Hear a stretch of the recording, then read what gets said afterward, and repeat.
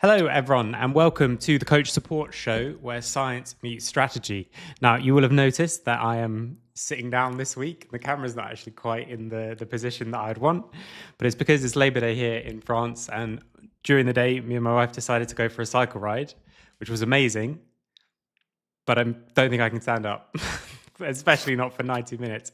So we're going to have to do it just like this. So that's what I've got going on. What are we going to talk about, Watson? Sure. Get well soon. That delayed onset of muscle soreness is payback time. Mm-hmm. I think given recent news in your sort of coaching sphere, there's an obvious topic that stands out to us today, which is that of sort of preparation, broadly speaking, for performance. And we're going to look quite deeply at one particular strategy that a coach may wish to employ in preparing their team, which is that of pressure training. So the idea that the coach is going to deliberately apply some pressure somehow in a practice environment to achieve certain outcomes, and we can delve into what they might be. Yeah. So that's the general setting. Yeah, I think it's really good. One of the things that I talked to you about last time when we were first discussing possible topics for the show is something from an Eddie Jones interview, actually, where he said, all you do as a coach is you add or remove pressure from people. That's like your primarily your job. So I love that as a way to think about it. We'll definitely start with the pressure training stuff, but I also want to explore the flip side of like how might you take away pressure, which is also relevant to what we just did. But do you want to start us off with, what do you call it, pressure training? What actually is it? How might we go about it, and those kind of things? Pressure training, there are other words for it. I think you might come across things like pressure inoculation training, pressure inurement training. There are a few other terms that sort of fall under the same umbrella. But broadly speaking, over the last few years, there have been a few big reviews of scientific papers that have come out, and they tend to stick to this phrasing, pressure training.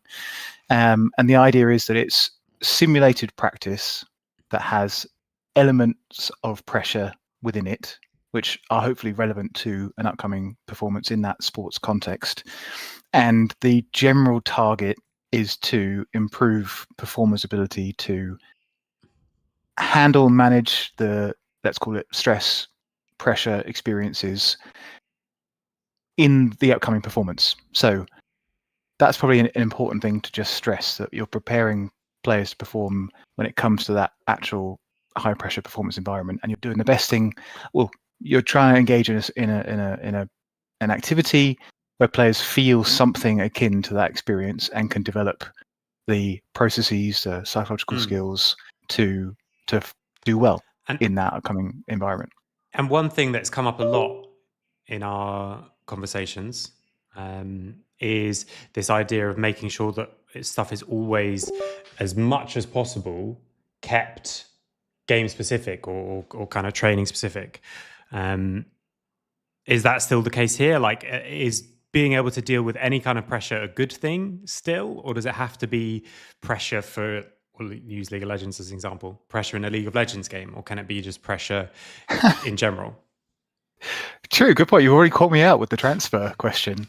Yeah, can you develop strategies outside of your performance environment that then serve you when it comes to your performance in your sort of domain of choosing?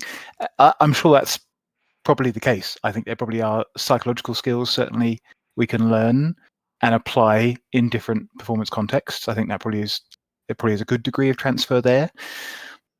But picking up maybe where we touched on, was something we touched on last week, was this idea of representativeness. So we often want our training to be representative of what we're actually going to go out there and do when performance really counts.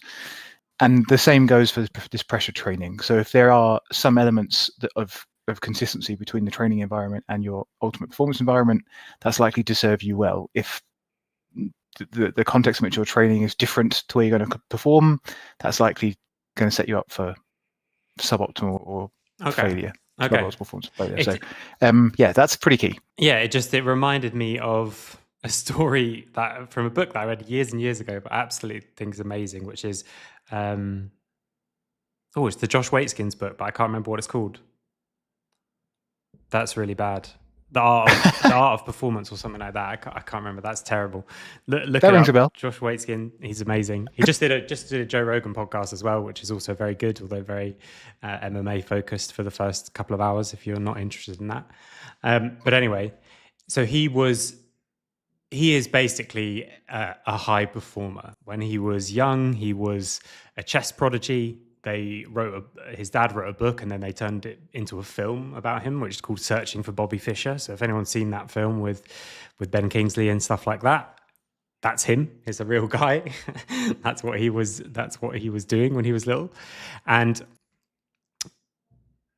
it reminded me what you were just saying of this story. It's not exactly pressure, but he used to practice. He's from New York, but he used to practice in a kind of very sterile environment.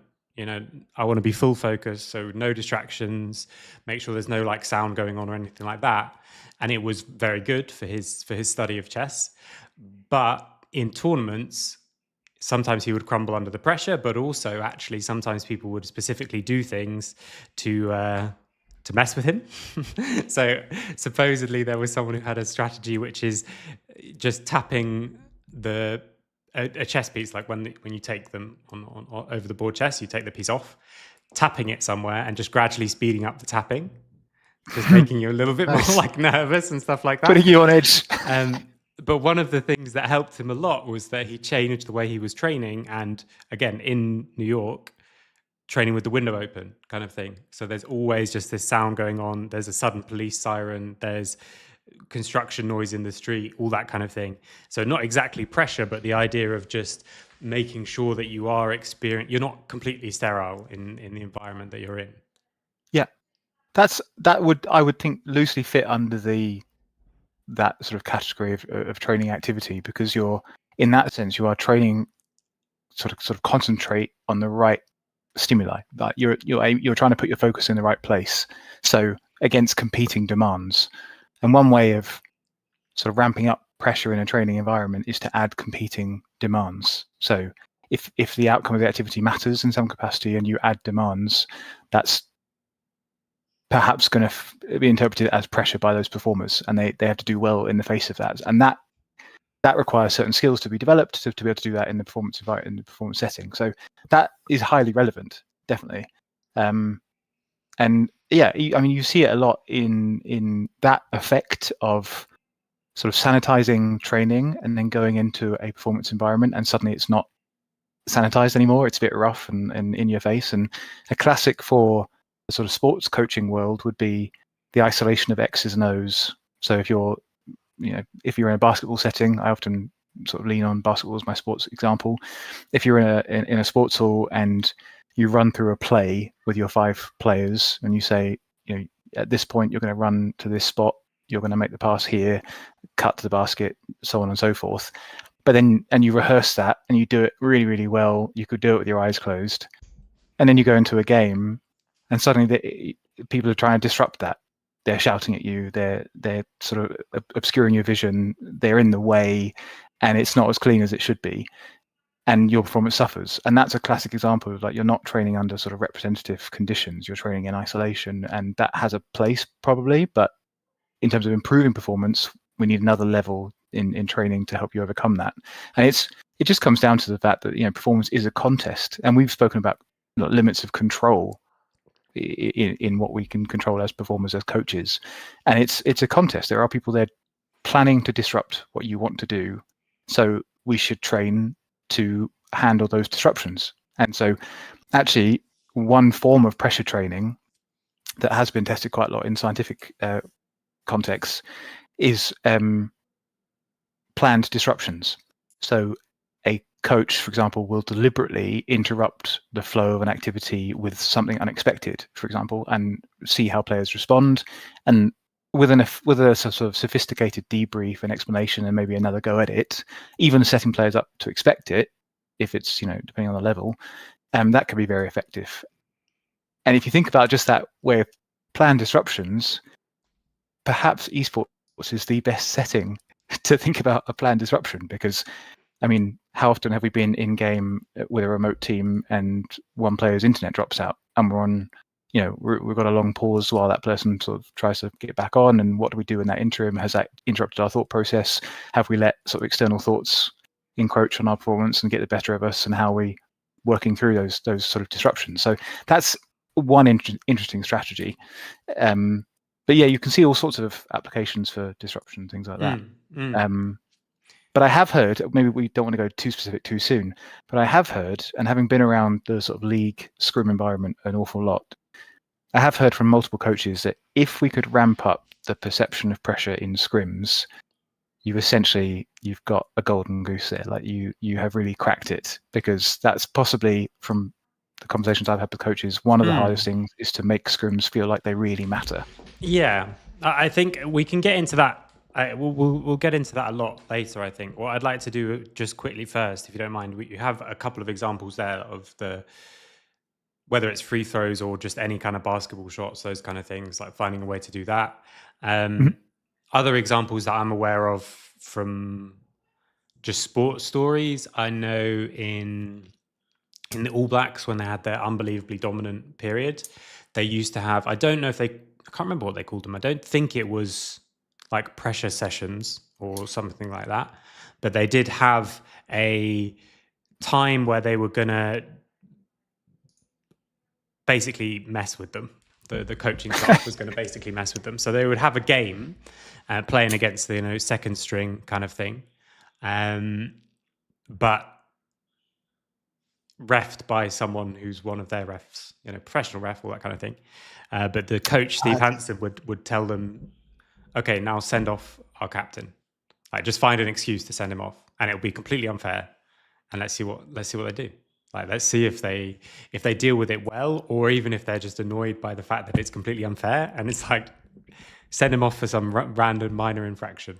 The next time he does something, send him off. Specifically that key player.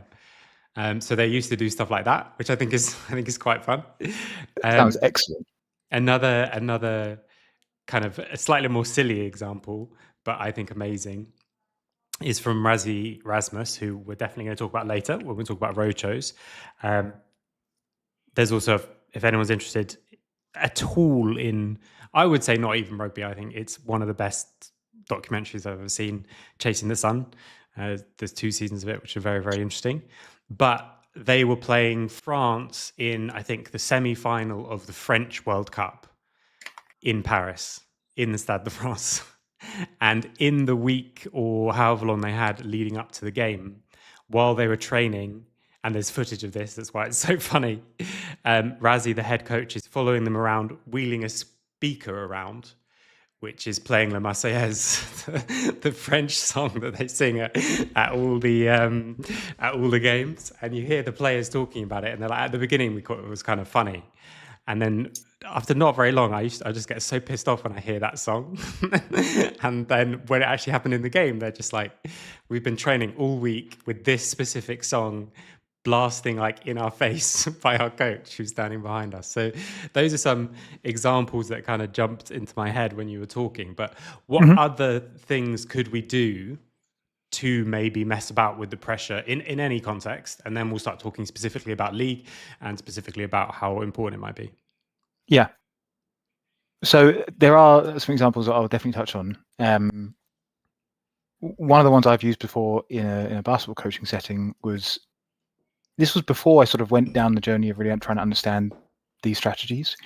And one of the ones that I thought worked was in training, just to set up an end of game scenario. So I might get my players to play a regular 5-on-5, and I would say we're going to start from the point of view of it's the last 2 minutes of the game, and maybe team A is 1 point up, team B is 1 point down, obviously, and we play like a regular conditions full game with those last 2 minutes, and we sort of pretend that there's something on the line, like that the outcome matters.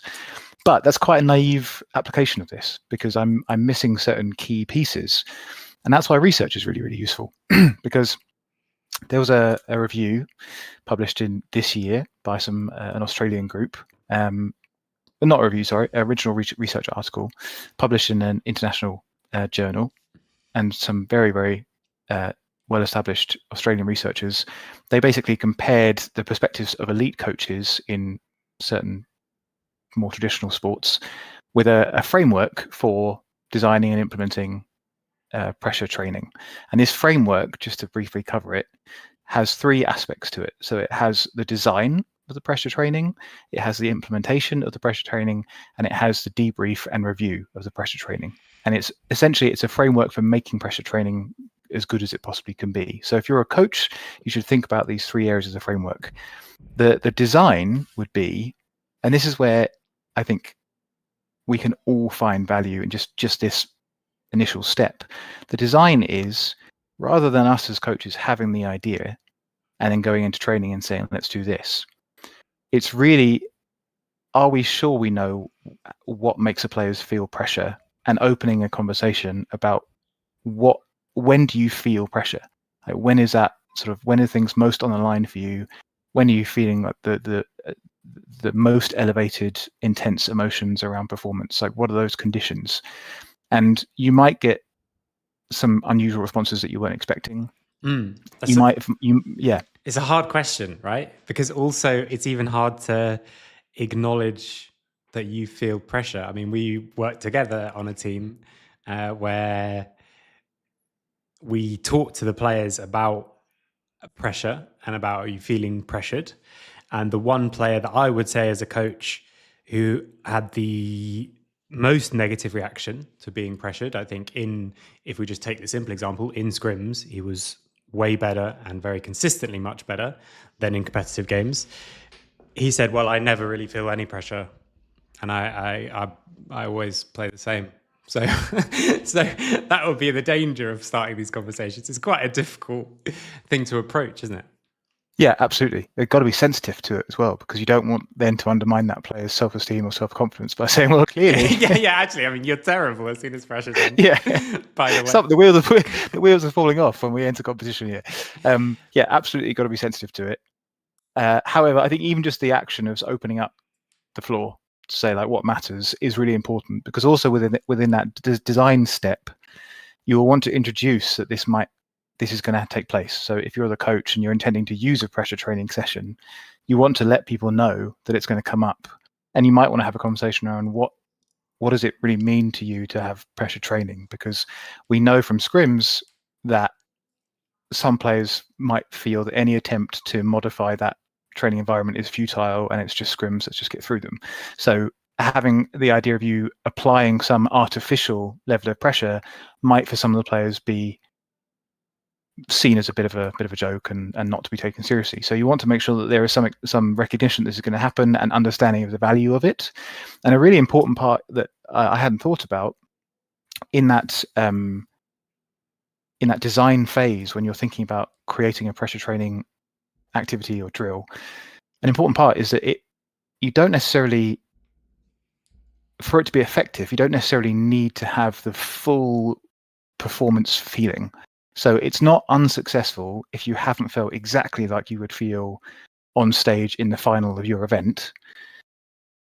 What you might want to draw people's awareness to is the fact that it could just be a means to understanding more about what makes you tick, what impedes your best performance, how you handle even just slight uncomfortable emotional experiences.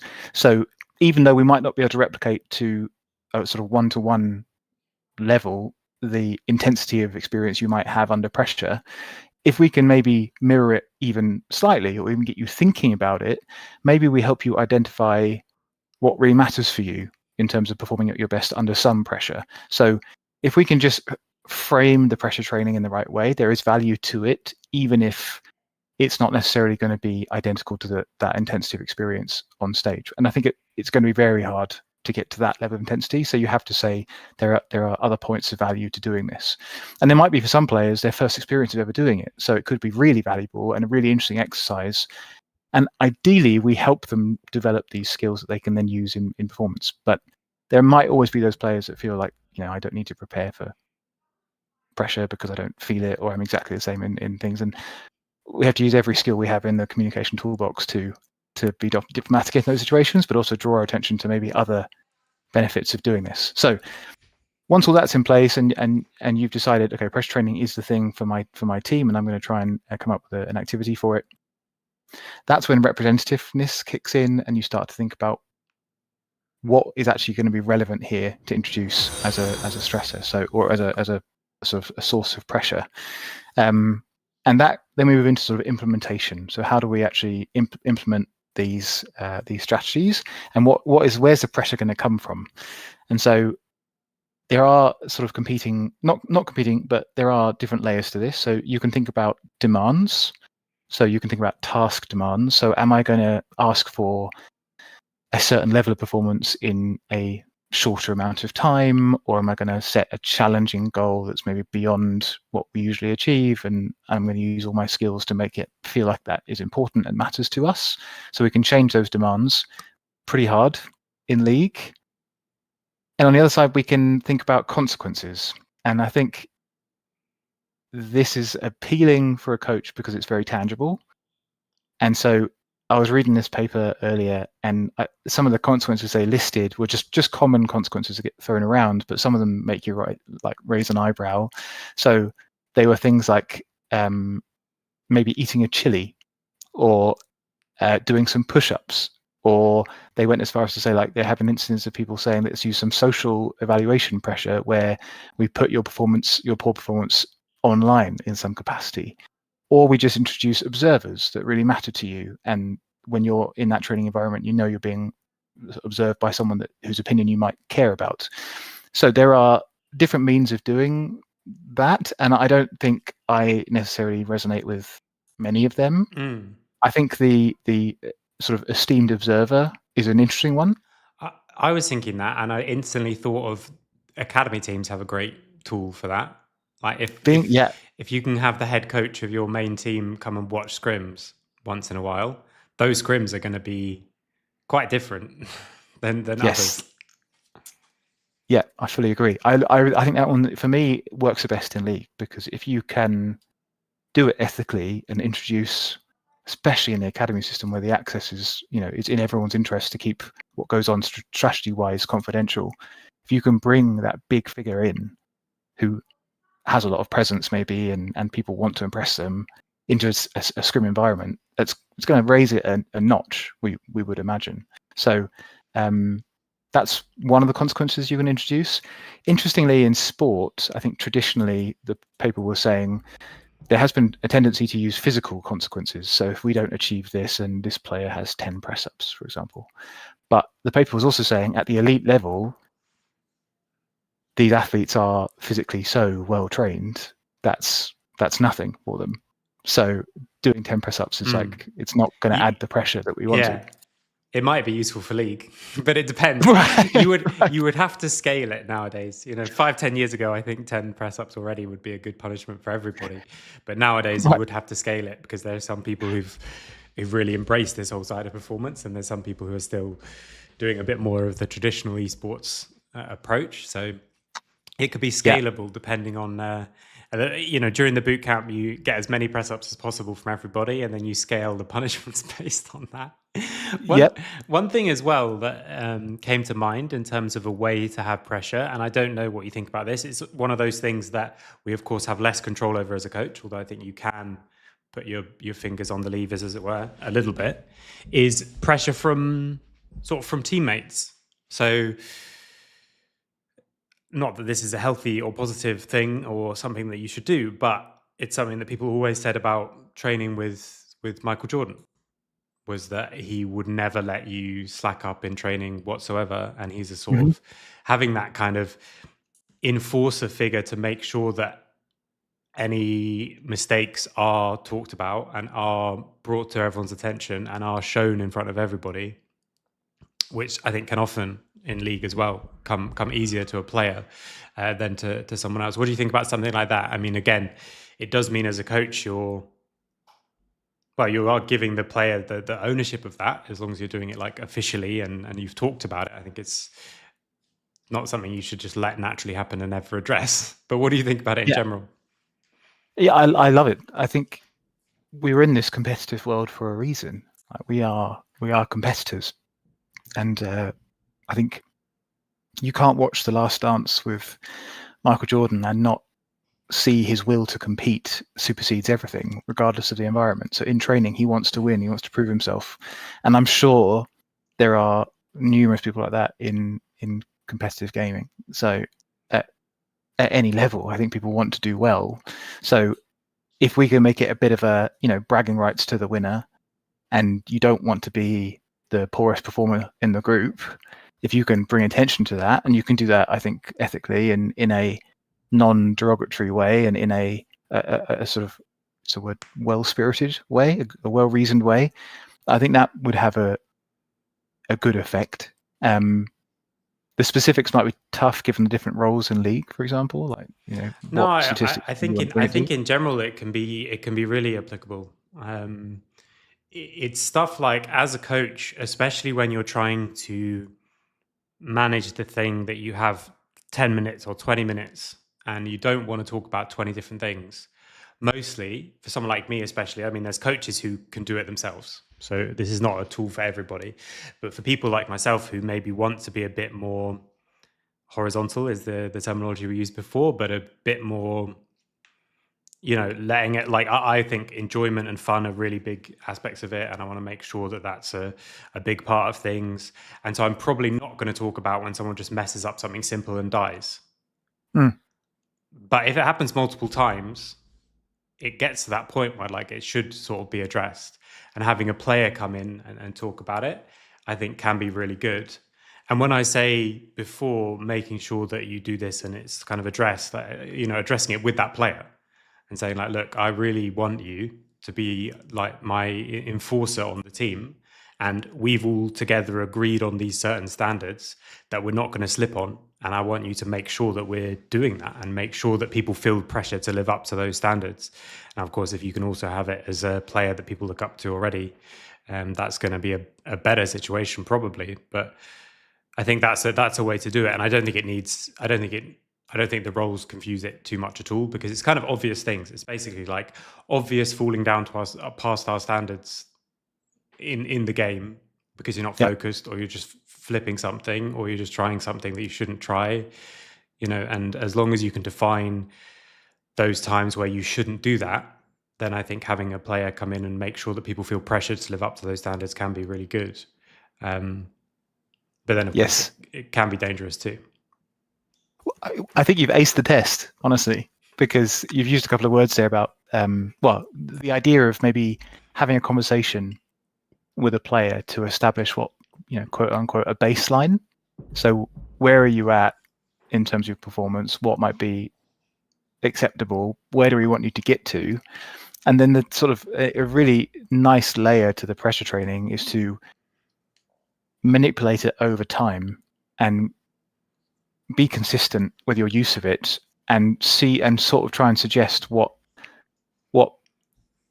ideal progress looks like for you as the coach, and to sit down with a player and say, like, over the coming weeks, I really want you to get here, here, and here. And so you start from like an idea of what the baseline is, and you signpost where that you want that player to be going and is capable of going, and maybe you make it like a source of pride that we're going to check in on this every week, and it matters to you, it matters to me, it matters to your teammates. Heighten that sort of social evaluative side of it. And if we do that with everyone over time and we're consistent about it, you could imagine it like that training environment, rather than, well, maybe the whole training environment becomes a bit more pressured, and it matters a bit more. And so that's quite a sophisticated way of amping things up. I think a really interesting point in one of in the paper, the main paper I read, was that of these, I think it was 11 elite coaches, when it came to the final part of the framework, which is debrief and review, they all struggled to articulate how they might assess the effectiveness of the pressure training. So they all found it very difficult to say what has improved as a result, how I will evaluate it, how I will debrief it. And so they didn't really have, I mean, one of the quotes in the paper was that a coach was even surprised to think about having a KPI for that activity or that drill. So like, what are the indicators? What are the outcomes I even wanted to see? It was more kind of assumed that just by going through an experience of some pressure, the player would be better at something. And so the paper calls for just a more sophisticated approach to saying, we're here, we want to get here. in these conditions, we want to work on our process within it. So, for example, maybe it's just where we have our attention. We want to more often be thinking about the right things. We want to be using more positive self-talk towards ourselves and others, and trying to track those metrics in some way. One coach in the paper, I think, got of the group, the most sophisticated seemed to be a coach that used a traffic light system. And that was just conversational at the end of training, like, how do we think we got on, green, amber, red? So the paper was clearly pushing for, we want more precision in those respects. We want coaches to be more intentional about what they want to see. And if we can do that over time, maybe the traffic light system is easy, but let's write it down, keep a record of that, and look at it over time. And maybe we can then compare between players or as a group, so on and so forth. But that seems to be the really difficult thing, because you can think about a demand, a consequence, a reward, or a punishment that might matter. You can have the best setup in the world, but if we don't really know what we want to change as a result, like what do we want to really sharpen as a result, it's a bit lost. And that was very challenging. Yeah. So, okay, I mean, in league, that can lead us on to what you're talking about before, like people talking about having more pressure in scrims being almost the holy grail of esports performance. Yeah. And I actually think I'm not super sure about that. I used to be a lot surer of it. The thing that's so complicated and an extra layer in esports, but especially a MOBA like League of Legends, is that because it's a snowball-based game, it doesn't take very long before a different amount of pressure and a different kind of approach has a huge impact on the result, like how the game looks, how the game plays, how the game should be played, even if you could then start playing completely perfectly. So as a more concrete example, in scrims, you're much more likely to have someone who's like just 10-0 from the lane phase. And now suddenly the correct way to play, even if it becomes world finals, is not actually particularly useful, because the lack of pressure up till that point allowed the opposition in that case, or if you're 0-10, allowed yourself to keep making these consistent mistakes and keep coming up and challenging for things. And everyone plays, like, ganks work a lot more in scrims because people are much less respectful of where the jungler is. They'll just play the dive instead of backing off, all those kind of things. So there's a huge difference in scrims to competitive. And to be quite honest, I think one of the reasons why I say it is absolutely to do with pressure is because over the last couple of years, when I've worked with other coaches, I've been able to see further down the structures than I would expect. Now, this obviously might change, I should say, now that people are streaming scrims at the top level. But in the LEC, scrims were further away from stage games than in ERLs, and in ERL 1, they're further away than ERL 2. So the further you go down, the closer your scrims look to your competitive games. Partly because your competitive games maybe don't look quite so clean, but also because I think when you're new to scrims and you're like, oh, I want to be a professional League of Legends player, and I've got my chance in Div 3, and I want to do as best as I can and learn as much as I can and show everything I can, all kind of stuff. You've got a lot of pressure. And also, if you've done 50 scrims, they're a bigger deal than if you've done 5,000 scrims. And there are people who've done 5,000 scrims. And so how do you make them care about the 5,001st scrim? So I guess what we should do now is, let's say, assuming more pressure is a good thing, what are some of the things that we can do to that? I know you've kind of covered them all already, at least in a abstract context, but specifically, so we mentioned already having a player who can hold people to specific standards and calling out bad plays, which is often easier to come from another player than it is to come from a coach. It's a little bit almost bullying if the coach is like, look, you died here, and then you died here, and then you died here, and you died here, and this is really silly, and you failed to flash here. But if it comes from another player, I don't know if this is right or it just feels right to me, it's better. It's a more productive conversation and a more productive experience. I think it's not so much sort of punching down, I guess, as it is someone in your position who's also saying, this is not up to our standard, kind of thing. Yeah. Then you talked about specifically introducing some sort of punishment or reward. what that could be might be something a bit different. I also think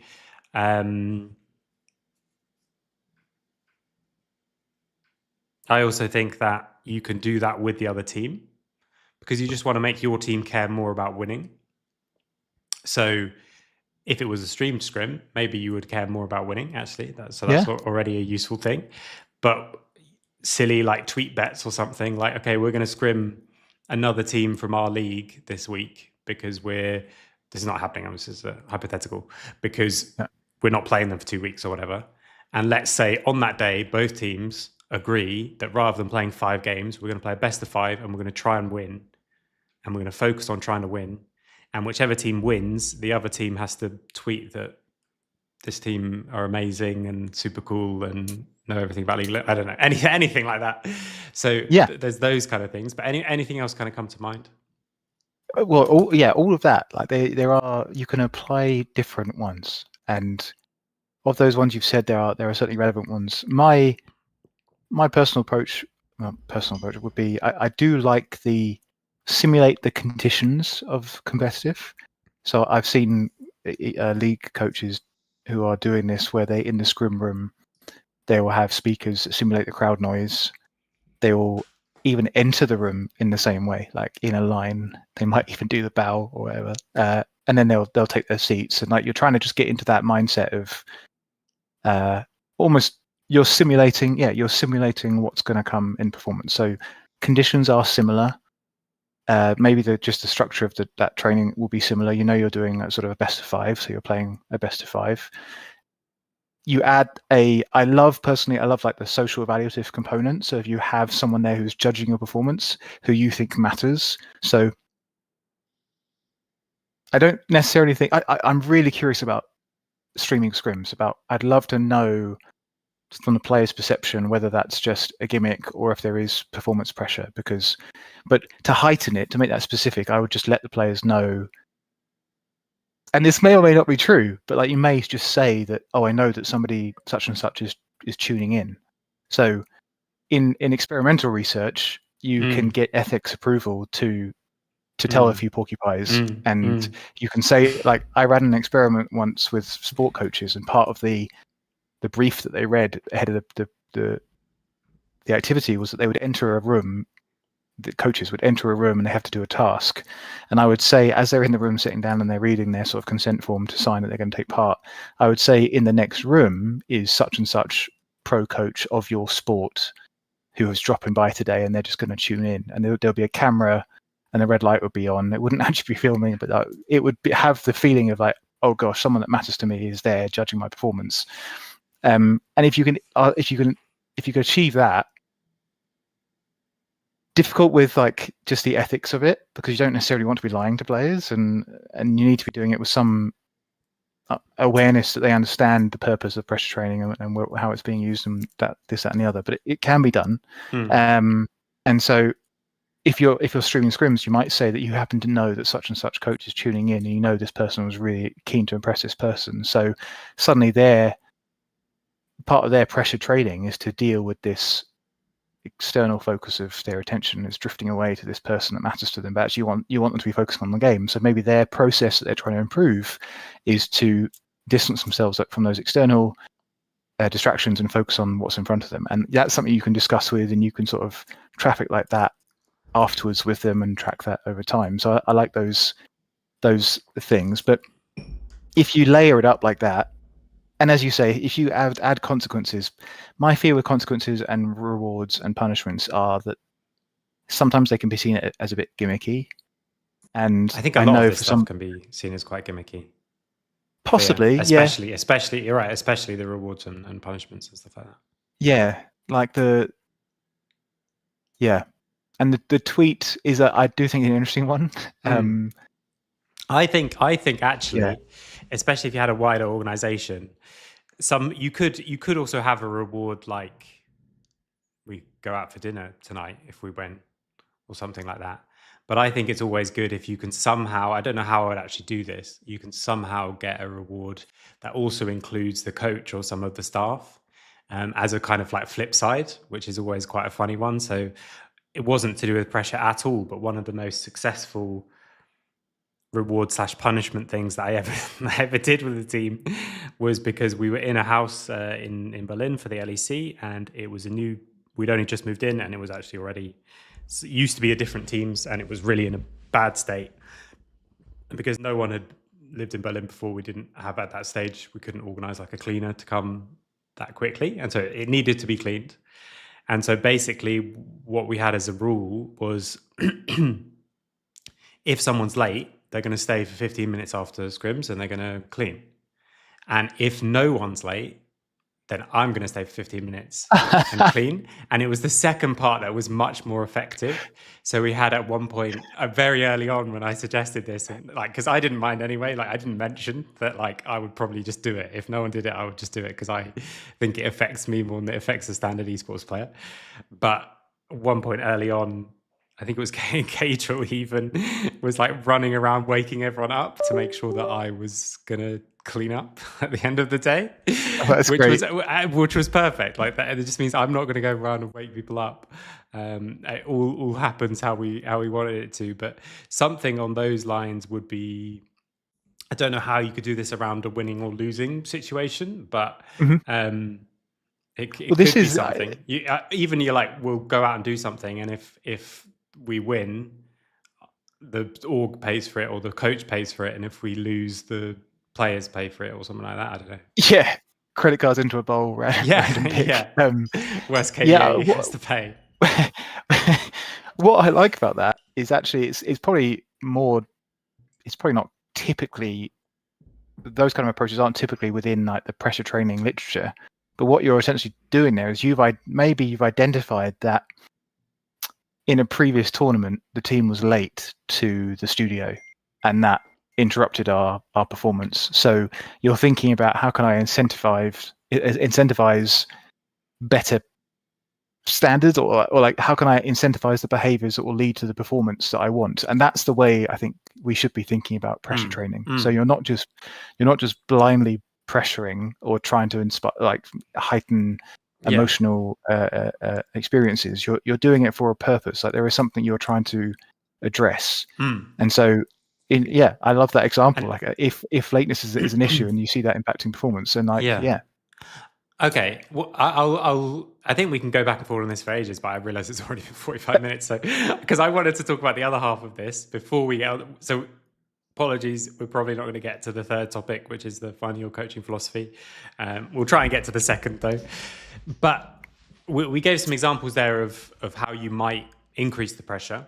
And maybe even we talked a little bit about why you might want to, because if you increase the pressure in the practice, you can gradually make the practice more like the competitive games, which common thinking would be that's good generally, to make them our practice more similar to our competitive games. Really big caveat to all of this is I would say you have to make sure that you've also got a decent amount, if not the majority of practice, is not that. You don't want practice to be high pressure the whole time, because to be honest, I would say a bigger problem for most League of Legends teams is having too much pressure. And so finding ways to take it off, I think, is an important one, which we should talk about as well. Because I think the reason people are very interested in these kind of things and they focus on it a lot is because so many teams have the problem of in scrims we're one way, in competitive we're different. So obviously when it's a problem, it's because it's in scrims we win and in competitive we lose. So I've been on a team in the past that was just fully different on stage, and we had something like an 80-something% win rate in scrims. We were booking the hardest scrims that we could possibly find all the time. It was actually harder for us to find scrims that were even worth doing because in our league, it was Solari. So in the LFL, we were like 6th, 7th, or like 5th, 6th, most of the split.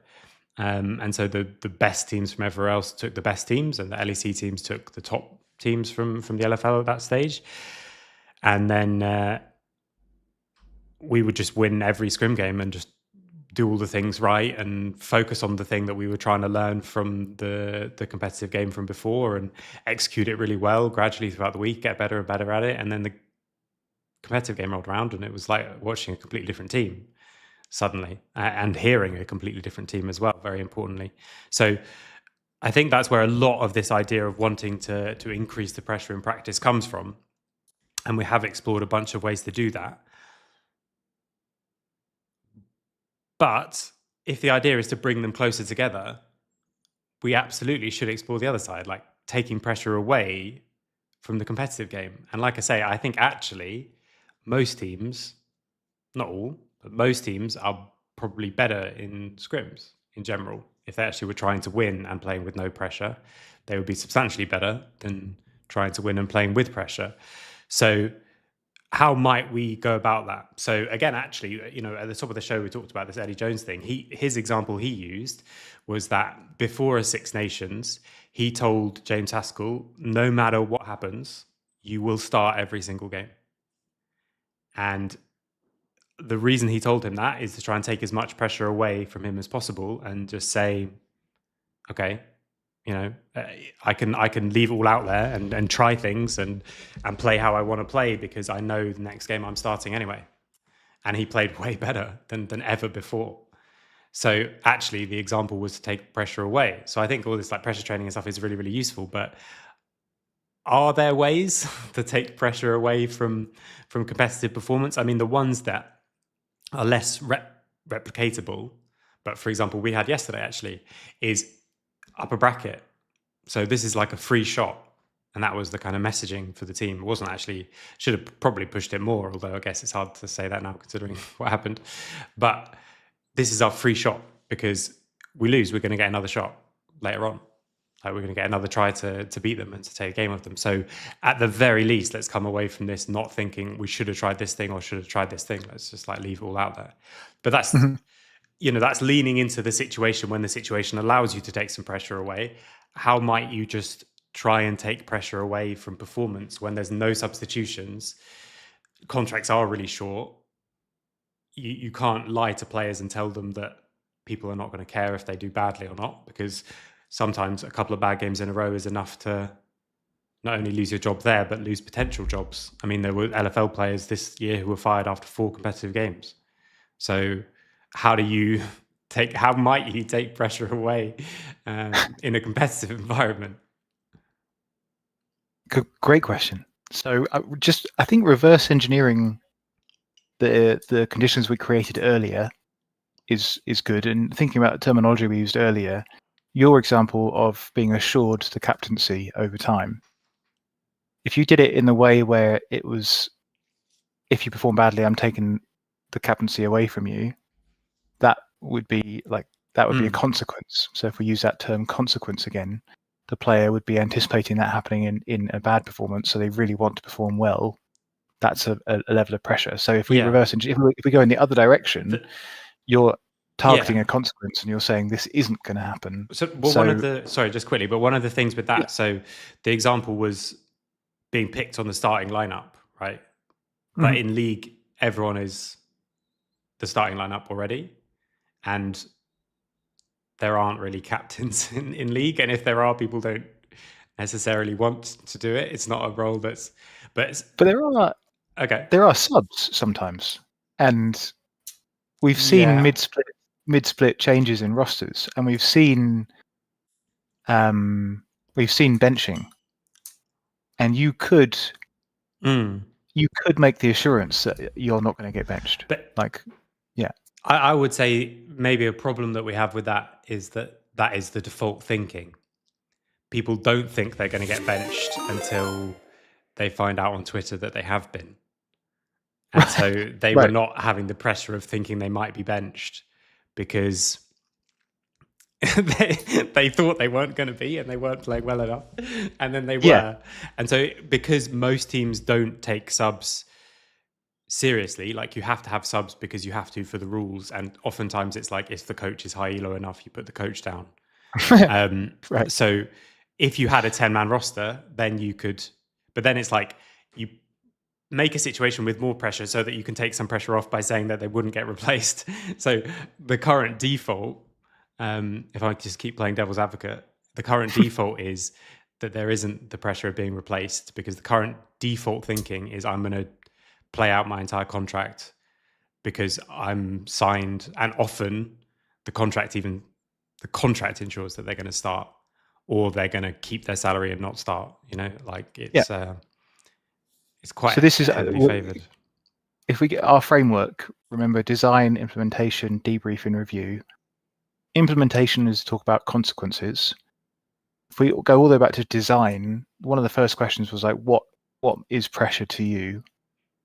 And maybe we have a young player who has come from a region where people get benched all the time, and maybe benching is in the back of their mind, and just maybe for that one individual it matters. So that's why we need to ask. We need to know what induces pressure for that individual.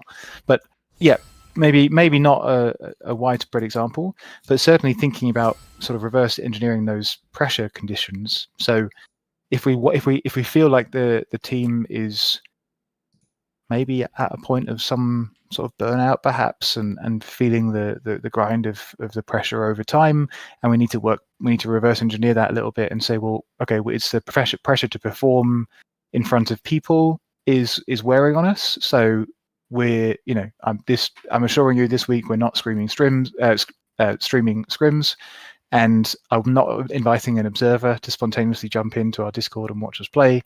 And we're sort of playing behind closed doors. There won't be, won't be reporters present. We take out each component as we see fit. Maybe we don't do a pre-game preparation that mirrors a competitive day. Maybe we do something fun, easygoing, light-hearted before entering into the scrim room. So our energy and our focus was in a different place, and we're not replicating those game-like situations. And unusual, but maybe there are times when we would like to do that. We would like to put the focus back on us just being a positive and cohesive group of people. So yeah, I think it's just thinking about what do you manipulate to get to pressure. Often it's judgment from an external source. It's something like a contract that matters to you, or a role that matters to you, and trying to reduce them or take them in the other direction, even if it's just temporarily. And then I think the final port of call, which might require working with a multidisciplinary staff, would be just the psychological skills. So attention is such a big one in esports. Like, because we can't, it sounds kind of silly, but we can't always just distract ourselves with the physicality of the competition. We are consumed a lot with our thoughts, and we can't really escape and move and get out of that space physically or metaphorically. So having the psychological skills to be able to maybe even just accept that you're having these anxious thoughts and these emotionally quite intense thoughts, and moving forward with who you want to be and the kind of professional you want to be anyway, that can be a skill that you work on. And just being aware that these thoughts are sometimes detrimental to your play, but they exist and they don't have to be how you behave. That's something in line with a school of thought called acceptance and commitment therapy. But yeah, that would probably rely on working with a multidisciplinary staff member, for example. So yeah, but you can create those conditions as a coach. Like in everything you do, I think you should be looking to develop the right psychological skills that equip players to handle all those things. So even from day one, if you know that at the highest level there's a high turnover of players linked to performance, then we want to be giving players the skills to be able to recognize that is the case. We're not lying to them or making it sort of not like the elephant in the room, so to speak. But we are also saying that when it comes to competition, our attention is in the right place, our preparation is good, our confidence is high, and also we enjoy it. Like we got here through motivation and enjoyment, probably in large part. So let's try and recall those things, and those would be maybe the remedy to pressure in some way. I've rambled there, thrown a lot on you. No, I think that's really good. I think there's a lot of really useful things there. And you mentioned as well developing those psychological skills as a coach. I think as well developing your communication skills as a coach, so you can be a bit more intentional with that. I think there's so much of the tiny little things in the environment that add up to a high pressured environment or a low pressured one. And I don't think one is necessarily better than the other. I think you should know as a coach which one you thrive in the most. So personally, I thrive in a low pressure environment, and I like leaning into the fun and the flow of it and enjoy what we're doing.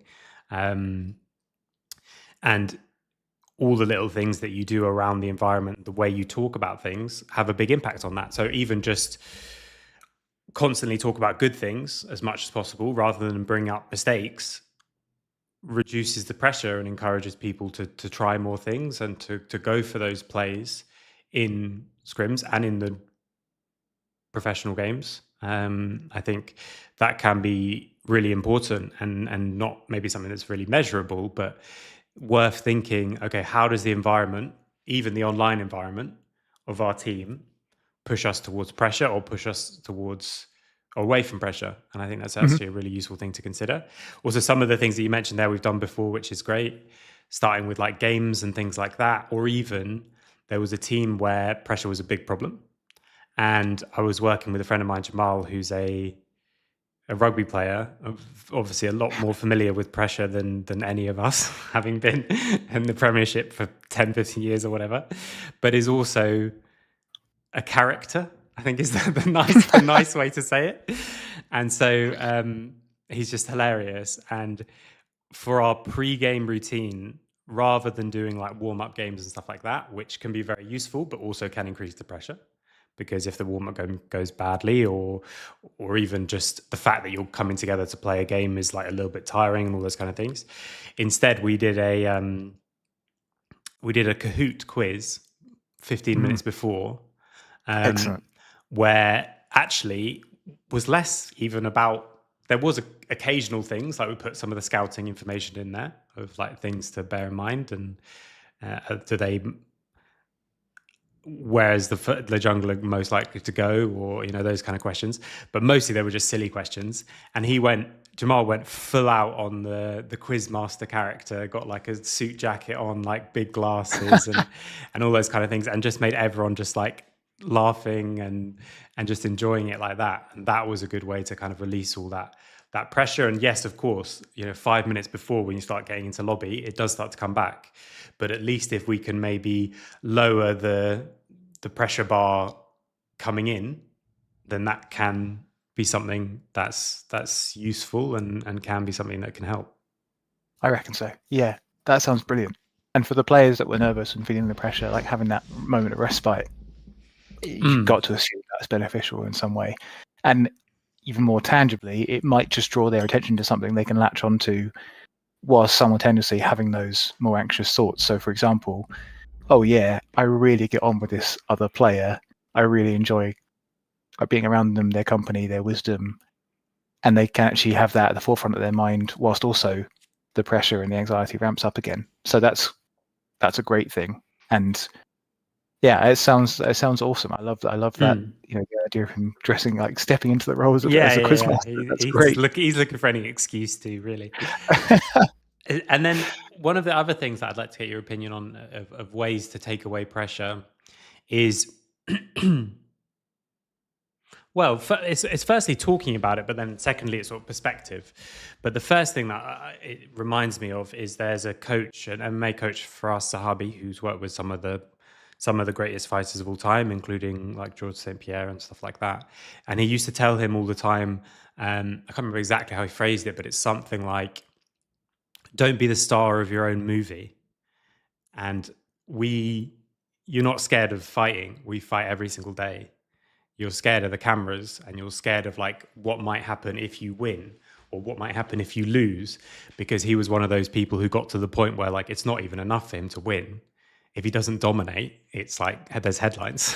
If it even looks a little bit close for a few seconds, there's headlines of like, oh, he's slipping, and all that kind of thing. So very easy to get caught up in your own movie, and I quite like that as a thing to bear in mind, because you will do it and you will imagine like, okay, what's going to be the reaction on the stream when we win or when we lose or anything like that, and trying to find a way to, by addressing it, find a way to stop them when they happen. Not that you should never, those are always going to pop into your head. I don't think you have to be so unbelievably in control to never, to be entirely mindful throughout a whole competition or a whole League of Legends game. But finding a way to get back into that sort of more just next job, mindful kind of state, I think can be really, really useful. Actually, I'll start there, because there's also that, as I was saying that, it reminded me of something else. So I won't go on to the perspective one for now, but what about something like that, where we talk about these issues straight up and maybe even just addressing the fact that even what we're talking about, right? Like we scrim every day, and to practice, we have to play the full game. And we're saying there's not enough pressure there. But then there's also too much pressure where we play the full game against people that we probably scrim as well. And suddenly everything's different. So even just calling it out, you're not feeling pressured because you're playing against lost returns. You're feeling pressured because it's on the NLC stream, I guess. Is that that's the reason? Yes, absolutely. Yeah, a few strands of thought that's sort of inspired. I think self-awareness is a foundational psychological skill, and so there's no in some sense, and actually in some research papers, this is sort of a bit nerdy, but there's a research paper from 1988 by a professor over at the University of Miami in the US, Professor Robin Bealey, and she wrote a paper where she outlined foundational psychological skills and performance psychological skills. And she said that without the foundational psychological skills in place, there's no point working on the performance ones. So the performance ones were things like, I think it was things like goal setting and directing your attention at certain stimuli in your environment. But she said without those foundational ones, there's no point working on those finer points.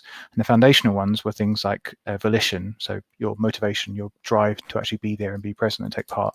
But one of the key ones was self-awareness. So without awareness of our thoughts and our thinking and our attention, what's the point in trying to manipulate them?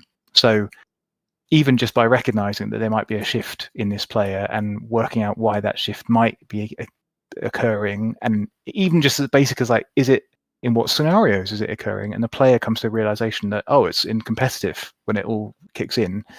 That's a fantastic start. That's a big bang for your buck starting point as a coach to help people be more aware of their psychological experience and work towards improving it. So that's a big one. And then what you're saying about your sense of being evaluated by others, it's quite a lot of sort of the classic sports psychology textbook will present this idea that as a performer, we can inform our experience by where we perceived to be judged by, or where we put our reference point for evaluation of our performance. And on one hand, you might talk about ego, and that's other referenced evaluations of performance. So you are evaluating your performance relative to others, and that can be other competitors, for example, and you perceive they're going to be way better, and you want to be better than them, or you're intimidated by how good they are in comparison to you.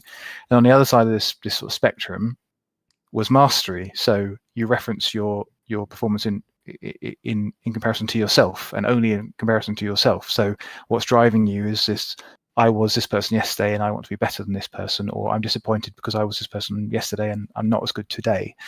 And actually, more contemporary schools of thought say that somewhere in between, and this came out after the whole Last Dance documentary and Michael Jordan clearly doing well despite comparing himself to other people and having those rivalries, fake or real. But if you situate yourself somewhere between those poles where it's self-directed ego, so you're thinking, I want to do well in comparison to these other people in settings where I am compared to those other people, but I also I want to do well. I want to be the best version of myself in those environments. So I am aware that other people are competing, but I want to compete to a high level relative to my own standards in those contexts. So I think what you've said, that I've just put more words on it, but what you said there of drawing awareness to the situation, the differences there in that performer, identifying that it's the impact of being evaluated and observed by others, which is making them feel this kind of way, but inspiring them to think that it's an opportunity to see how good you can be, rather than it's an opportunity to pull you down when you perform badly. If you can get to that stage, I think it's really healthy, because that's where I think the Michael Jordan-esque players come from. They see it as a test of their skills rather than an opportunity to be set up or fail. So I don't know if any of that really touched what you said. No, I think it's really good. Have you come across Dr. Kerry Evans before? He That rings a bell, but worked with the All Blacks again in that same period that I was talking you might about. have mentioned this person actually. I think so. He wrote a book called Perform Under Pressure. It took me 65 minutes to remember this book that literally is called Perform Under Pressure. But anyway, I remembered it now. He's done a lot of research on pressure and worked with sports teams on this. And one of the things that we're saying, when we're talking about this, like trying to take pressure away and not getting wrapped up in the future and being the star of your own movie, or however you want to phrase it, is that this will happen always. It will happen. You won't go through a single game where you're going to feel no pressure. And if you did, maybe something's wrong. But anyway, maybe you have such a low opinion of yourself and your team that you think there's 0% chance of winning, so there's no pressure playing this game. Maybe that's a way to get there. Not necessarily a good one, but a way anyway. And so his kind of structure that I really like, and I have found, is the one that I would first like to talk about this with teams if I don't have someone who's actually an expert themselves. I like to just kind of use different models, whether it's like the chimp paradox one or this one, for example, which is red head, blue head. So red head being, I guess, what we would call tilted a lot, but it's about that idea of like not being present, thinking about the past or thinking about the future, and being kind of lost in that. And it often comes, I think, from the pressure. It makes it happen a lot more. And then blue head just being like absolutely in the moment. Obviously the direct future, if you're in a position where you need to be like planning something, it's not saying, okay, knowing that we're going to do Baron in 3 minutes, that's not a redhead state. That's actually very like calm and collected. And the thing that I really love, and all the players who worked with him, at least at the time, because it was from 15 years ago or whatever that he was doing this and it was making such a big impact. The two things that I really like about this system is that it allows for a good conversation around the fact that we respond differently in those situations. So in redhead, there's multiple different things that you can be feeling. It's a fight, flight, freeze kind of idea.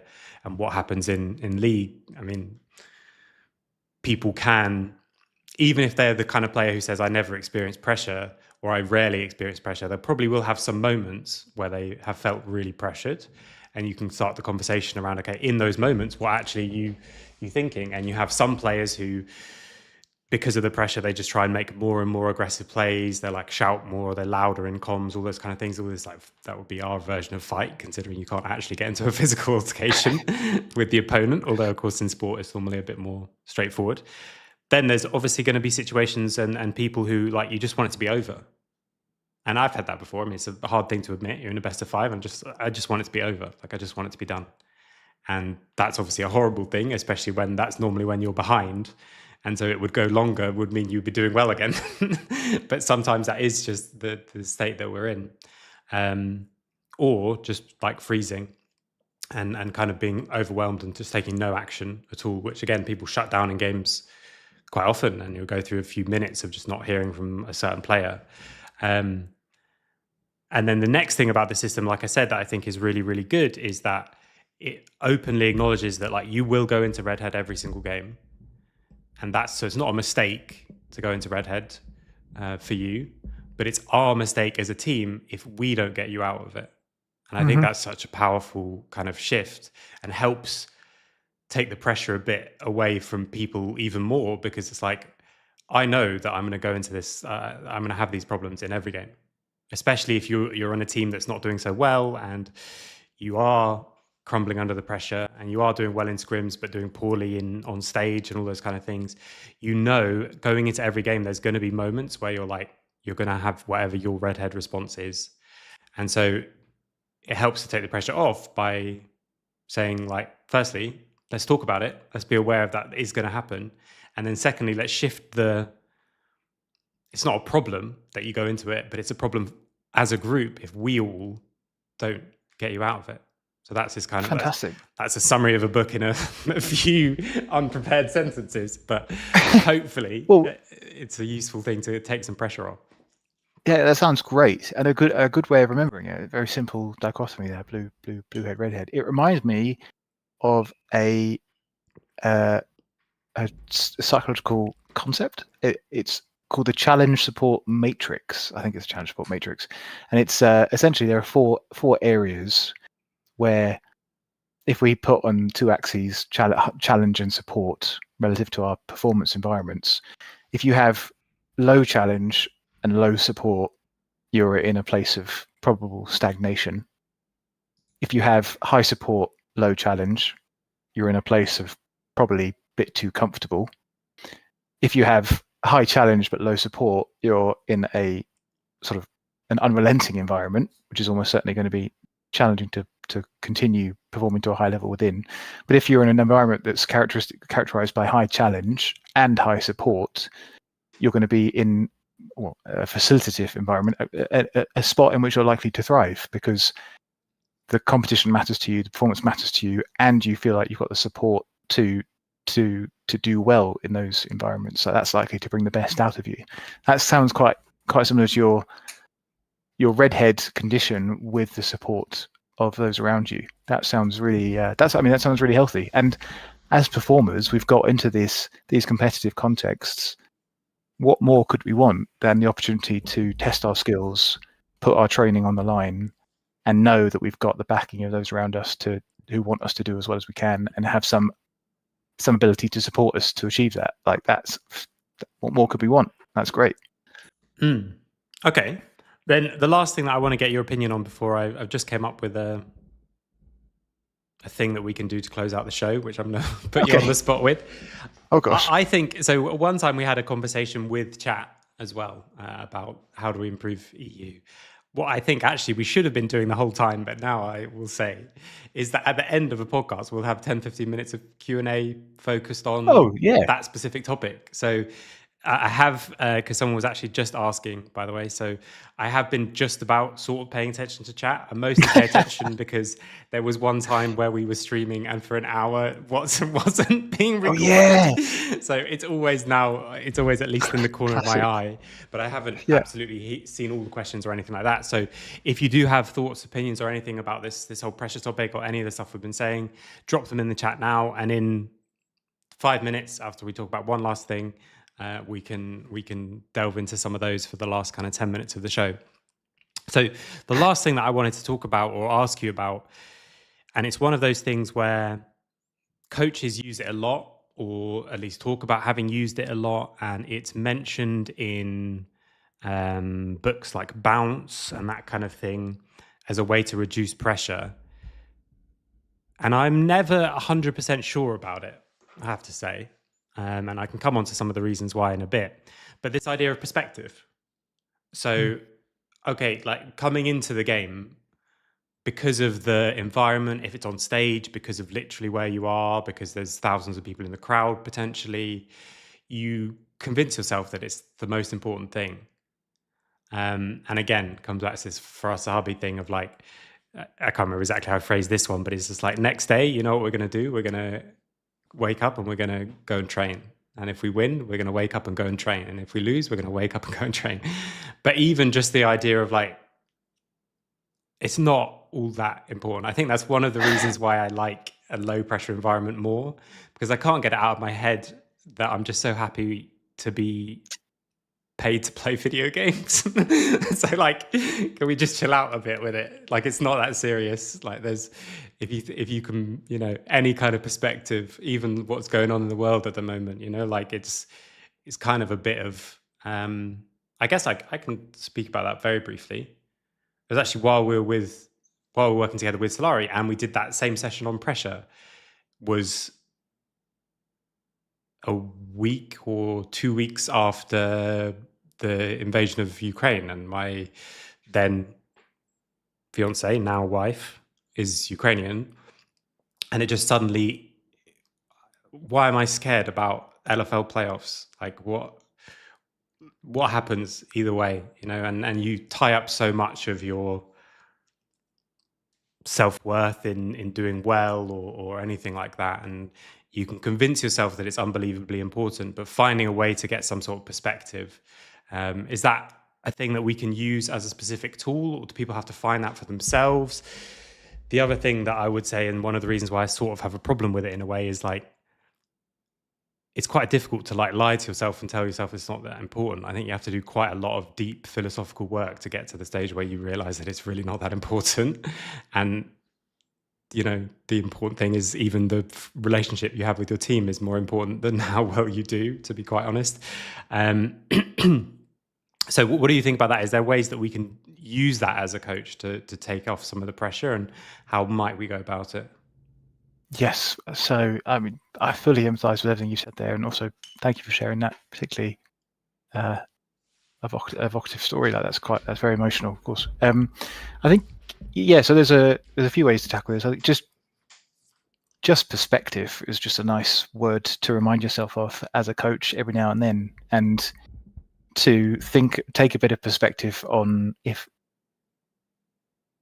you're struggling to think about anything other than the outcome of the upcoming, or the result, or where you are in the league table, or like the outcome of the upcoming match, then just taking a step back and just, even I find sometimes just looking at a timeline of your year, like how far you've come, what you achieved, what the experiences you had along the way. Peaks and valleys would be a nice activity that I've done before with teams, where I might highlight objectively interesting highs and lows that may have happened. So it might have been a big win against an impressive opponent, or it might have been a loss that was significant in some way. But also you dot on there other things that are highlights for us. For example, that one session where my educational component was completely memed for 45 minutes, and how fun that was, and just putting those highlights on there, just getting that sense of perspective, like we've done more than just compete in our time together, and how awesome is that. And that, I think, stems from that flows from the coaching often, because I would always start my work with the team as I have these values of gratitude, of a sense that we can be more than the sum of our parts, and other bits we don't go into. But that sense of gratitude is what gives me a sense of perspective. Like, I'm grateful for the experience to compete, the opportunity to compete, because there's so much else that could be happening to prevent me from doing that. So just having that, that kind of touches on coaching philosophy, which we'll probably get into next time now. But it's a useful word to hang your hat on, I think. In sports psychology, if you're lucky enough to have those multidisciplinary staff, there might be someone there that's trained to work with rational beliefs and irrational beliefs. But one of the core ideas there is, again, self-awareness. Are we aware of what we're telling ourselves that is true, and is it really true? So, like, just the way we describe in the moment what's going to happen if I lose this match. Oh, it's the end of the world. And then it's just having that distance between, that pause to think, like, is it really the end of the world? No, it's not. So how far can we distance ourselves from that way of thinking? And can we prevent that way of thinking from coming up again in future? And then there's techniques linked to that. So I think in acceptance commitment therapy, or maybe another school of sort of psychological thought, you can actually add phrases to the start of a thought you're having. So, oh, this is terrible. You can add to the beginning of that, I notice, or no, you can start with, I'm thinking this is terrible. And then you can add, I notice I'm thinking this is terrible.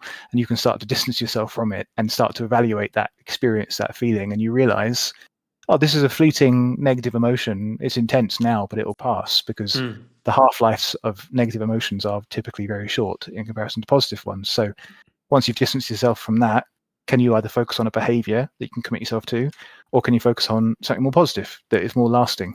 So, for example, that sense of, I've spent meaningful time around someone that I think is going to be part of my life for a long time. That's something good. So, but you're absolutely right. Like, this is all requires quite deep thought. I think as well, though, one of the things you said that really struck me was just, we've done other things than compete, is what you said. And make sure that that's true. And lean into it. Do a few more things that aren't just compete, and don't be afraid to dive into these kind of issues. We've spoken before about, it was on the session on boot camps, about this interview that I've started doing, and will definitely continue to do, where it covers all the things that aren't to do with league. And we ended up, over the interviews with all the players, talking about silly things like collecting watches, but also talks about suicide and things like that. And then this idea that you can then later use perspective becomes so much easier if you've laid the groundwork for, as a group, we're not just going to be about League of Legends, we're not just going to be about performing, and that allows you to do that. And then just a couple of examples of people doing it, and not that we necessarily have access to this, but one story that really stuck with me was Christian Horner, is it the team principal at Red Bull, was talking at once about his drivers were really not getting along. They were bickering about everything, all that kind of thing. And he prepared this kind of speech that he was going to say to them and thought, okay, where's a good place for this? And they were actually doing a thing with Make-A-Wish. And so he thought, well, I'll do it after we visit this hospital. And it was such a transformative experience going to this, basically these kids who were terminal, they were going to die, that he said I didn't, like, never had the conversation throughout my notes, and it was all fixed because it's just a bit of perspective. Like we drive cars and we get paid lots of money to do it. And that's one example. The other example that came to mind while you were talking is from basketball even. So you might be aware of this already. Hey, So you're going to have to correct me if any of these names are wrong. But the head coach of the Spurs, is it? The guy Popovich? Greg Popovich. Greg Yeah, Popovich. wonderful man. So he does a lot of this stuff, a lot of not talking about basketball. And whether that's talking about food, apparently, is his really, really big one, food and wine, which is fantastic. Yes. Great way to. I mean, I'm assuming none of my players watch this, so I'm going to say it here. We're going to Copenhagen, and I'm going to bring a bunch of oil, because like a really nice olive oil, because last time we were talking about olive oil and people were trying it almost for the first time, just having, okay, what if we get some really high quality olive oil and just have it with bread? Cool. And so I'm going to bring some, which is Cool. inspired by Popovich. But one of the things that was in the culture code, I think, they had a really big loss, and on the Monday morning they come in normally to review the footage of their big loss, where they all did horribly badly and all that kind of thing. And he said instead he showed them a CNN documentary about Martin Luther King or the civil rights movement or something like that.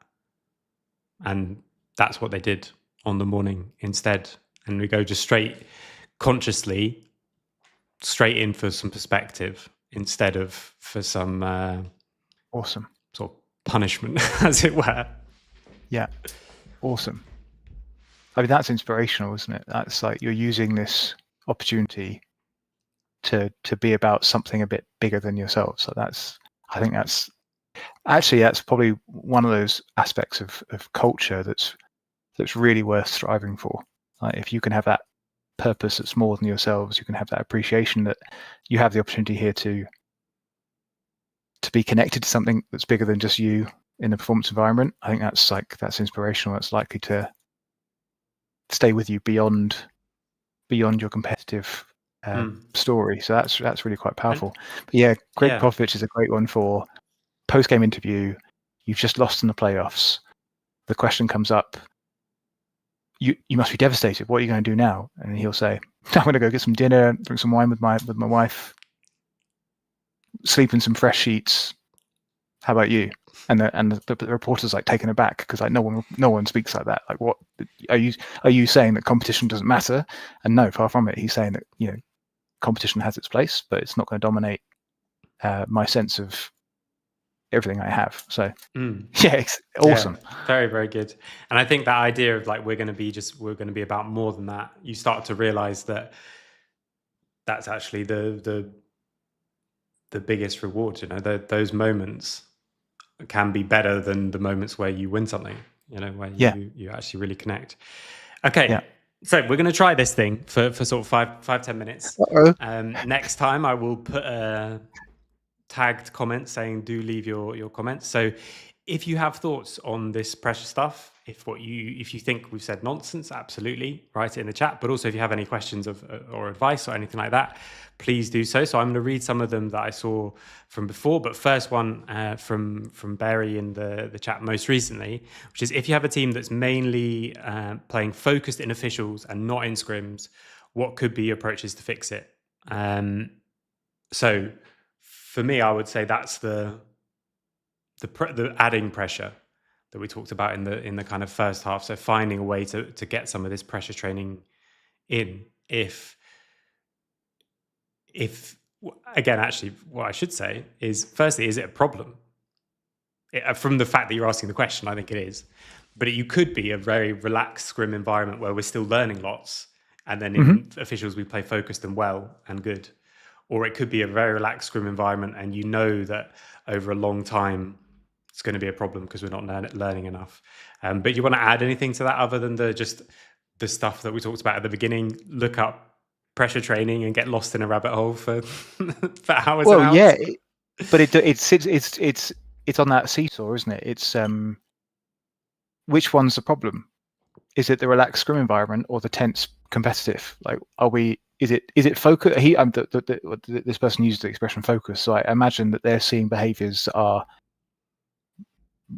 helpful for performance in the competitive environment they're not seeing in training. I would always start with a little bit of respect for the participants, like in your team, the players. I would start, if you can find room for it, I might start with the question of, like, are we aware of this difference, or is it just me that's perceiving this? And you can provide all the diplomatic caveats that you need to. It's like maybe at the start of a week's scrimming, you might start with, just an observation here. I sense that the energy in our communication or our verbal comms is lower in scrims and heightened during games. How do we feel about this? Let's open the floor up for a discussion about that.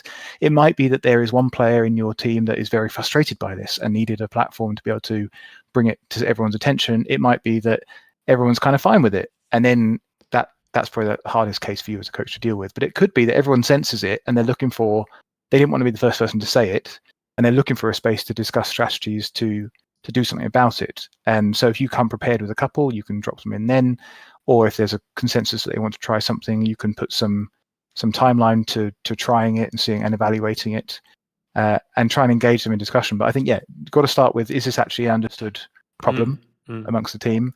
What would better look like, and how can we get there, and how can we trial it? So so is added but pressure training could be one.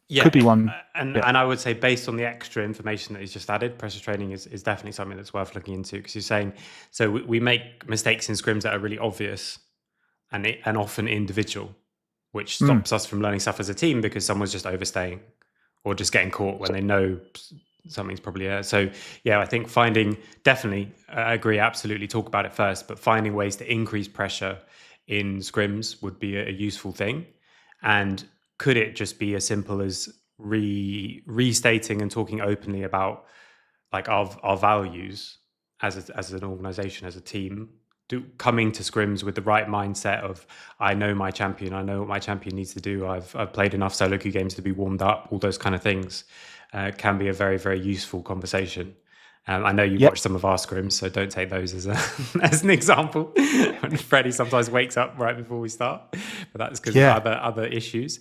I think that's one to look into, like the pressure, finding ways to increase pressure, but definitely as a first port of call, talk about it, see if other people think of it as an issue or not. And that might be all you need to do, to be quite honest. Talk about it, they realize it's an issue, and they realize, actually, like, I'm messing up the team stuff because I'm doing things individually. There was a Clive Woodward thing where they had a problem with knock-ons. He was the first professional coach for England rugby, and they wanted to win the World Cup. That was his goal. Actually, not quite. He wanted to come in as favourites and win, which I love, and I've stolen ever since. Because if you win on the day, it's normally like, it's not mostly the players, but as in, if it's an upset, it's like that's showing that your performance on the day was good. If you come in as the favourites and win, it's showing like our systems were just the best. Everyone knew we were the team that they had to beat, and we still beat them, and I love that. But anyway, he used to, in training, tell people they'd cost England the World Cup every time they dropped the ball, and like kind of shout at them for that. Talk about, I mean, that might be too much pressure, but still, like, finding those. I love that idea, though. Finding those behaviours. So if it is overstaying, right, every time someone overstays, everyone in the team is going to watch you overstaying and dying, and you're going to say, right, this cost us a chance to do this thing as a team. okay, this cost us a chance to set up Dragon properly because we were talking for the last 5 minutes about how we're playing the next Dragon, and a minute before you just overstayed and died, and now it's all messed up, and everything that everyone has done for the last 5 minutes angling us towards this one point is gone. Sometimes, if the environment is right and you've talked about it beforehand, let's have some, not public shaming, but like, let's put it on screen and everyone will watch this happen. And even that being the case can be enough to fix it. Or it's some other thing that they've missed out on, like your example of like, well, now you don't get the coach running around the building at full sprint 3 times because by consensus we've made this sloppy mistake, and if we hadn't made that sloppy mistake, I would have done it. And I think your example there as well is an interesting one, because I found that it's nice sometimes to have a few quotes in your pocket as a coach, but one of the ones is like, one of the ones I found quite effective for improving training is just this money in the bank concept. So the more good things we do in training, the more money we're putting in the bank, which we can then withdraw when it matters for a big performance. And then the other one there's something about we don't rise to the level of our ambitions, we fall to the level of our training. That kind of stuff. Yeah, I think those ones work quite well in those settings because Okay. But yeah, I love that. Next question then. We were talking about having someone like a Michael Jordan figure. Yeah. And I said, I think it's better that it comes from a player than a coach. And Christian Taxa wrote, okay, why is it better from a player than from a coach? And I guess actually I should give that a bit more context. I only mean that for me, because the kind of coach that I am, I'm not only not very good at it, but I'm also not, it doesn't fit my personality, doesn't fit the kind of relationship I want, because I do want to have that relationship that's more than League of Legends. And if I'm going to shout at them about League of Legends and then we're going to start talking about politics, that also could be a bit of a problem. But yeah, okay. So would you also agree it's better from a player, or is it just dependent on the coach, dependent on the player? And if so, why? Is this the sense of feedback? It's the Michael Jordan thing of someone holding us to really high standards and saying like, okay, you overstayed here and died, for example. Yeah. This also could be a great thing if it's not. So Barry, if it's not natural for you to do that, also finding someone else who is, let's say there is another player who's very frustrated about it. Okay, can they call it out? So yeah, why a player and not a coach, if that even is truth? Yeah, I think it's true. Just my sense of it as well. But I can't point to any scientific literature on this, but I would say the role, the implication of the different roles there. So when a coach tells you to do something, and they hold you to they hold you like to a high level about a behavior they want to see in you during performance, you can always sense that there might be in a player that disagrees. Yeah, but okay, but you don't have to do this. That you're cushy, that you're comfortable, you're on the sidelines. Like, who are you to tell me? Like, you're not here facing the demands I have to face. Whereas if you're saying it to another player, or if it's coming from another player who has to face those same challenges, and preferably they're dealing with those challenges in a more optimal way, like they are doing the thing they're asking of you. The difference in role there is that that's coming from someone that is also trying to do their best under those same conditions. So it's harder to dismiss it, and therefore it might be more authentic, it might be more inspirational, and you might come with this sense of camaraderie, like, oh well, okay, they are going to battle and doing this, I should step up and do the same. So I think it does matter that it comes from another player, and that's aside from the point that actually peer learning and peer sort of role modeling is just one of the strongest inputs into our behavior in general. So if people, role models is an interesting one, because a really good role model is someone that you see yourself largely the same as. They might be at a different stage of development or growth or physical stature, but you see some similarities between you and that person. And the closer that is, the more you might see them as a really influential role model and want to emulate what they do. So again, you can see the distinction in roles there. If a player is doing something and is sort of demanding the same of you, you might be more likely to do it because they are confronted with those same experiences as you and they have a similar role to you. If the owner of a team not even your coach or someone who has the competitive experience, if just like the person with the wallet is telling you to do something, you might be more dismissive of it because it's like, well, who are you to tell me? So I think there is that difference in it. Yeah. I think that's really, really good. I think that's definitely the main reason. And I love your example at the end of just moving it one step further away. And then I think we'd all agree that that's not that useful. So it's like, okay, so why is not just the closer the better? And then the last thing that I would say, which I think is a kind of secondary point, but it is always worth considering.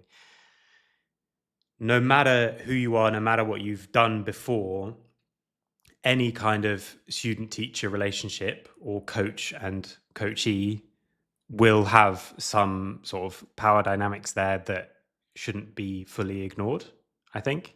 And even though in league we might say quite often that we'd rather there was more of whatever you want to call it, like more respect for the coach or whatever that people are used to from sport, it is there and it does exist. And so there is this thing of, it's a silly expression, but like sort of punching down or punching across kind of thing. And I think it is better to be coming from someone on the same level, where it's not like, here's this thing that I've decided you should do, or here's this standard that I think you should hold. It's more, we are doing this. Obviously, you might say that as a team, as a coach, but you feel it when it's a player. And I do think the main reason is what you said, like that they're having to deal with all the same things. They're having to think about the whole macro play, and they're also not overstaying. But the other thing as well is that like they're the ones who are most directly let down. If we use this overstaying example, I didn't Super overstay. True. I was ready, and you overstayed, and that meant that was worse for me. Because actually, to be honest, that's actually quite good in league because it's often so tied together. And doing the best thing for yourself is greeding for that extra wave. And someone else chose to not do that and not take that extra wave that maybe they would have got away with and got more gold and then done better. They chose to sacrifice that already and you didn't. And so therefore it ruined their sacrifice. I think that is better when it comes from, that's another reason it's better when it comes from a player. Mm-hmm. Okay, well, I think we'll leave it there because we can keep going on this forever and ever and ever. We had 3 topics lined up today and we did one, but I think we did it justice. So that's that was great fun. Yeah, that was great fun. For future, I don't know why I didn't think of this before. We'll do this Q&A thing. So next time I'll make sure that there's a pinned message in the chat, especially on Twitch, saying, okay, I also forgot this time. Okay, apologies to anyone who was watching on YouTube. I didn't have my normal chatbot thing where I can see them both. So I came up with this on the fly, and next time it will be better. But I'll make sure in both chats there's a pinned message saying, what do you think about this? Write your comments and we'll address them at the end. Because while there's only a limited number of people watching and limited number of people chatting, and it's something we can do, we should. So we'll do that. And my apologies as well, because I haven't noticed them for a long time because I haven't had the chat on to avoid inducing pressure on myself by drawing attention to the fact that people are actually watching. Yeah, exactly. Taking the pressure off. Pretend it's just that. Yeah, but I can slowly start thinking. No. We won't look at them still until the end. Right. It's just you and me, John. Yeah, I still want to get a producer so that I don't have to look at them as we go, but we shouldn't look at them until the end. But next time we'll do that and we'll do it better. So thanks everyone for watching. Next week, everyone. I guess we're going to talk about how to approach roadshows and how to find your coaching philosophy, considering we didn't talk about either of them this week. But that means we've already got topics ready. So that's perfect. Great. So we will see you next week. I'm not 100% sure what day it will be yet. We need to talk about that offline. But just pay attention to Twitter, or obviously if you're following, you'll get the alert when we go live. But we'll do another one next week. So see you guys then.